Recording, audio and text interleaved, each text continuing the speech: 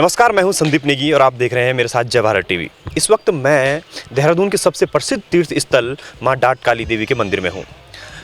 बताते हैं यहाँ पर कि जो भी यहाँ पर भक्त आता है उसकी मनोकामना यहाँ पर हमेशा पूर्ण होती है और इसीलिए इस मंदिर को मनोकामना सिद्ध मंदिर भी कहा जाता है।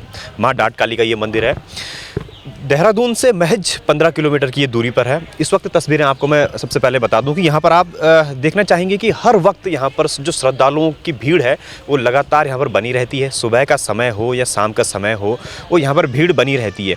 मान्यता यहाँ पर यह भी है कि जो लोग यहाँ पर अपनी मनोकामना लेकर आते हैं उनकी मनोकामना वाकई पूरी होती है और लिहाजा यही वजह है कि यहाँ पर भीड़ लगातार साल के 12 महीने बनी रहती है। इसके अलावा एक और खासियत मैं यहाँ पर बता दूँ आपको कि जो गाड़ियाँ हैं, जब भी कोई नया वाहन लेता है तो उसकी सबसे पहले यहीं पर पूजा करवाई जाती है और क्योंकि उसके बाद उस वाहन को आगे चलाने की कवायद शुरू होती है और इसके साथ ही कुछ ऐसे जो धार्मिक कार्य होते हैं उनकी भी पूजा अर्चना यहीं से शुरुआत होती है। क्या कुछ मान्यता है मंदिर की, इसके बारे में भी हम जानेंगे और कितनी यहाँ पर असुविधाएं हैं। चूँकि ये काफ़ी जो जंगल का एरिया है, लिहाजा नेटवर्क की भी बड़ी समस्या है, पानी की भी बड़ी समस्या है, इसके अलावा और भी कई समस्या हैं। इन सब के बारे में हम कहीं ना कहीं जो मंदिर में आने वाले श्रद्धालुओं से तो जानेंगे ही, बल्कि जो मंदिर में पुजारी हैं उनसे भी कहीं ना कहीं हम जानने की कोशिश करेंगे।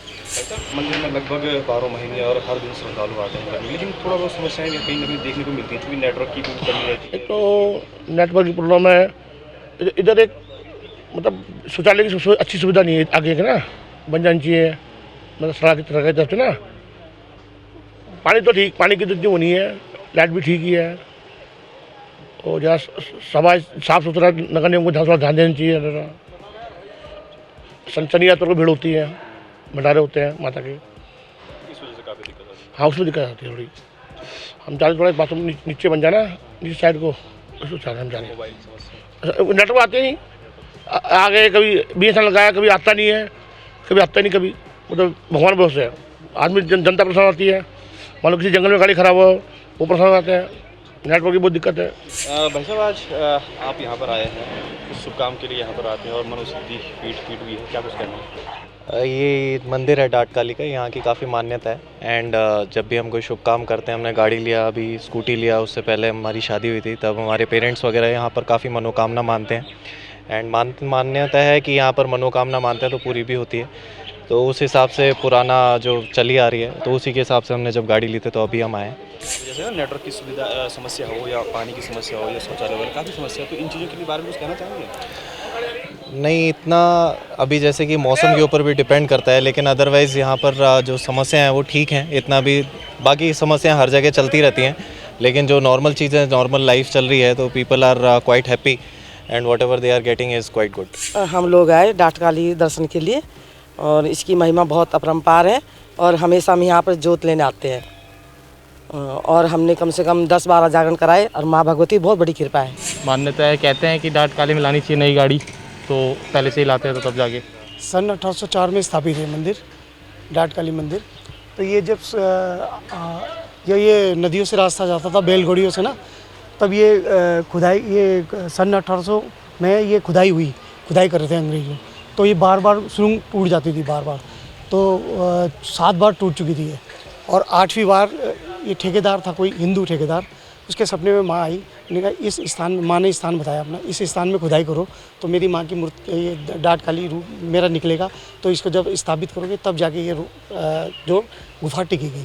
तब से ये खुदाई के दौरान माँ की मूर्ति निकली, तब जाके ये माँ की ये रास्ता फिर बना और ये माँ की मूर्ति तब से है, ये सन 1800 में। बताते हैं कि मनोकामना सिद्ध मंदिर है। हाँ, मनोकामना सिद्धिपीठ है, जो भी आप मानोगे वो पूरी होगी आपकी। क्योंकि मंदिर भी है, काफ़ी जंगली जो एरिया है, लेकिन असुविधाएं किस प्रकार की? क्योंकि नेटवर्क की सबसे बड़ी समस्या है, और भी क्या कुछ समस्या है जो आती हैं लगभग? ऐसा है, ये तो एक तो बरसात के टाइम में जैसे ये तारे वारे टूट जाती हैं, बिजली लाइट की दिक्कत हो जाती है, और ये नेटवर्क की तो है ही, वो तो है ही प्रॉब्लम। BSNL का टावर लग रहा है, वो भी काम नहीं करता सही ठीक से, तो दिक्कतें होती है। कहीं चोट पटांग लग गई, किसी को एक्सीडेंट हो गया, किसी को खबर पहुंचानी हो, तो ये बहुत ज़्यादा इस नेटवर्क की तो बहुत दिक्कतें हैं यहाँ पर। सन 1800 में बनी डाट काली सुरंग की कहानी और इस सड़क की कहानी भी वाकई एक अलग मज़ेदार है।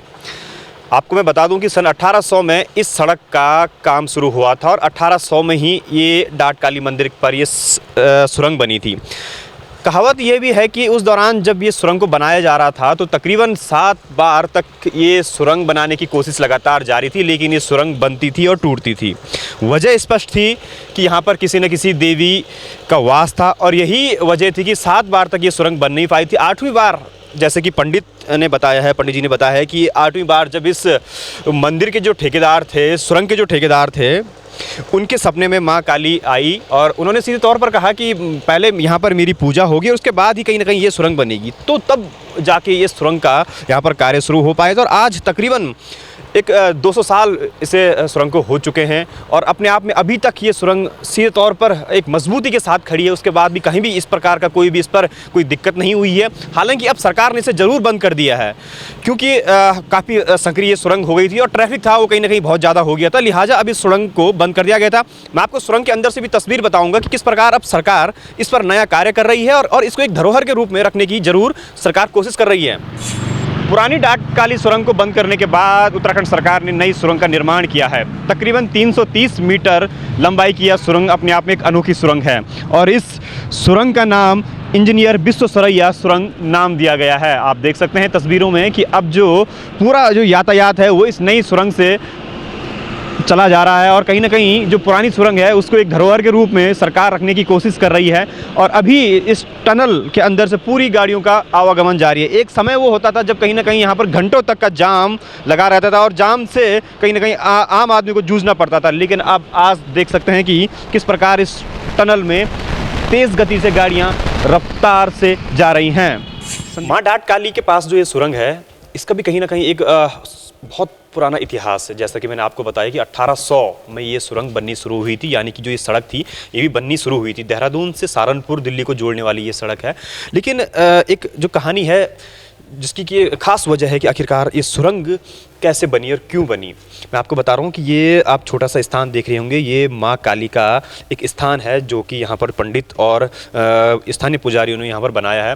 क्योंकि जैसा कि पंडित जी के अनुसार कि यहाँ पर जिस टाइम सुरंग बन रही थी तकरीबन 7 बार ये सुरंग नहीं बन पाई थी, कुछ ना कुछ अवरोध पैदा हो रहा था। लेकिन कहीं ना कहीं 8वीं बार जब माँ काली का यहाँ पर मंदिर स्थापित किया तो उसके बाद कहीं ना कहीं ये सुरंग बन पाई थी। आज सरकार ने दूसरी सुरंग जरूर खोल दी है, वहाँ पर गाड़ियाँ लगातार जा रही हैं, आवागमन हो रहा है, बेहतर तरीके से वहाँ पर आवागमन हो रहा है। लेकिन कहीं ना कहीं जो ये सुरंग है इसको सरकार अब संजो रही है, यानी कि कहीं ना कहीं कह सकते हैं कि इसको एक बहुत ही प्यारे तरीके से इसको संजोया जा रहा है। ये मैं तस्वीरें आपको अंदर की बता रहा हूँ। ये आप देख सकते हैं कि पहले ये सुरंग बिल्कुल ऊबड़ खाबड़ की तरह हुआ करती थी, जगह जगह मिट्टी पानी वगैरह इस पर लगभग आए दिन की समस्या बनी रहती थी और सबसे बड़ी जो समस्या थी वो थी जाम की समस्या। तो इसी समस्या से निपटने के लिए सरकार ने दूसरी सुरंग तो तैयार कर दी है, लेकिन इस सुरंग को अब एक धरोहर के रूप में जरूर रखा गया है जिसकी कवायद लगातार जारी है। आप जिस प्रकार देख रहे हैं पूरी दीवारों को बिल्कुल किस तरह से अच्छे पत्थरों से सजाया गया है और लगातार जो टाइल्स हैं उसका काम भी जारी है। तो कहीं ना कहीं आने वाले समय में एक जो टूरिस्ट है, यात्री है, वो मंदिर में तो जरूर आएगा ही, बल्कि इस जो ये गुफा है इसका भी कहीं ना कहीं एक अच्छे से दीदार जरूर कर पाएगा। यानी कि कह सकते हैं कि आने वाले समय में ये गुफा एक धरोहर के रूप में तो रहेगी ही, बल्कि जो टूरिस्ट यहाँ पर आएगा वो इसके अच्छे से दीदार जरूर कर पाएगा। संदीप नेगी, जवाहर टीवी, देहरादून।